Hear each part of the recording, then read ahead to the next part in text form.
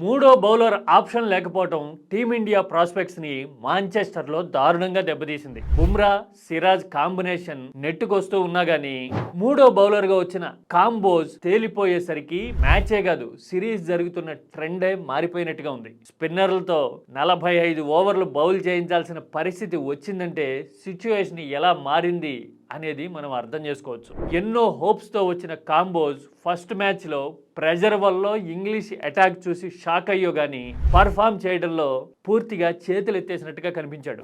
ఐపీఎల్లో on average 135 స్పీడ్తో bowl చేసే కాంబోజ్ మాంచెస్టర్ లో మాక్సిమం 127 మాత్రమే అందుకున్నాడు. ఆన్ యావరేజ్ 124, 125 మధ్యనే ఆగిపోయాడు. అంటే మీడియం పేసర్ గా మిగిలిపోయినట్టుగా కనిపించాడు. ఈ దెబ్బతో ఇంగ్లాండ్ చాలా వేగంగా స్కోర్ చేయడమే కాదు ఇండియా కాన్ఫిడెన్స్ ని దెబ్బకొట్టింది. ఓవర్సీస్ లో మూడో బౌలర్ లేక ఇండియా దెబ్బతినడం, సిరీస్ ని చేజార్చుకోవటం అనేది ఇన్విటబులా?